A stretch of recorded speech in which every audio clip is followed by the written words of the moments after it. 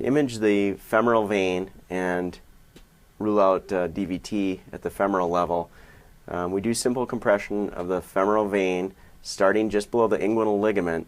Here you can see the femoral artery, which is pulsating obviously, and the femoral vein. It's important to put the patient's head at 30 to 45 degrees elevation so the vein fills with blood. Once I locate the vein, I simply press to make sure that the vein collapses completely with compression. You don't generally have to press hard, but you can if that's needed. You can see here I'm pressing hard enough to compress the artery a little bit too. But the front wall of the vein touches the back wall when I compress. As I move down toward his feet, you'll see the one landmark you always want to make sure you look at is where the saphenous vein breaks off medially. And so this is femoral vein here and the saphenous coming off of it. So this is the confluence of the saphenous and femoral. And I want to compress that and make sure that all compresses. You can see now the saphenous has moved away in this direction. And I don't really care about the saphenous once it breaks away from the femoral. But I want to follow just the femoral here. And every centimeter or half centimeter I want to compress and make sure it's fully compressible. The artery will break into two here pretty quickly below the inguinal ligament, and then I just keep following it downward. And some people say 5 centimeters, some people say 10 centimeters, and it's generally a good idea to follow it down until the deep femoral vein breaks off, and just make sure it continues to compress all the way down. I think you can see the deep breaking off down here. It's a little hard to see because it's breaking away from the transducer. There it is down there. And make sure it's still, everything, all those veins still compressed there, and then you're done.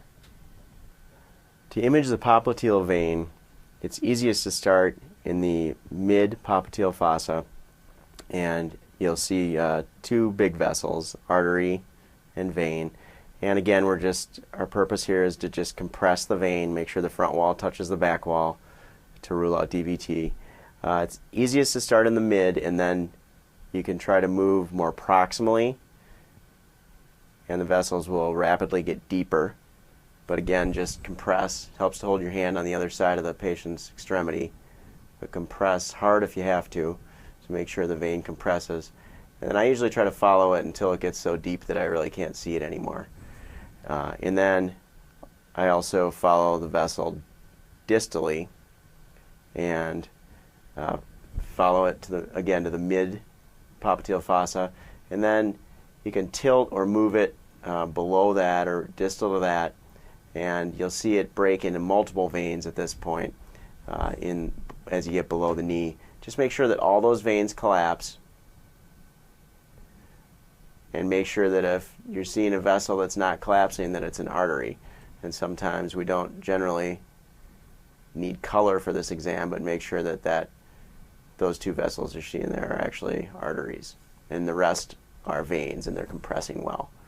So remember, up to a third of patients will have duplicated popliteal veins, even in the mid-popliteal region. So make sure that everything that looks like a vessel is either collapsing or it's an artery. So here's an example of a femoral vein that's non-compressible.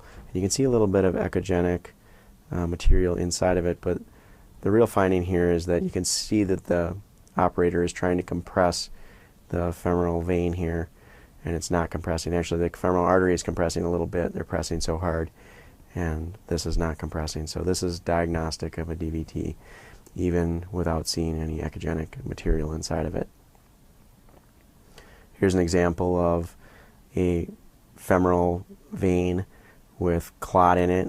You can see obvious echogenic clot even without compression.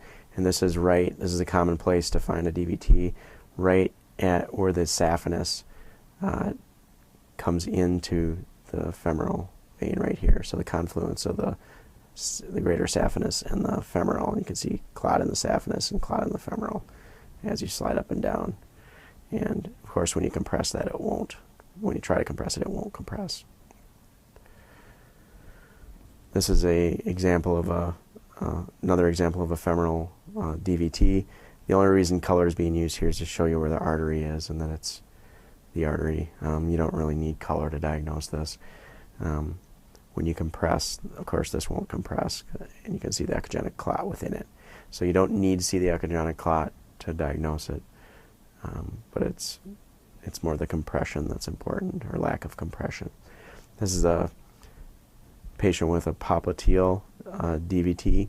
So popliteal artery here, vein here, and you can see they're compressing pretty firmly, and there's a little bit of compression here, but not complete. The front wall should touch the back wall if there's no clot in there, and so this is again diagnostic of a DVT in the popliteal vein.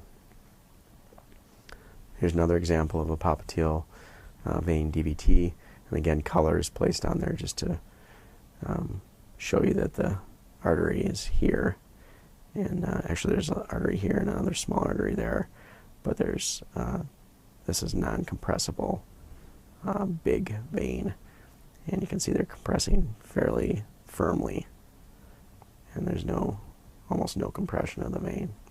So again, without seeing any echogenic material inside, the non-compressible nature of this makes it positive for a DVT.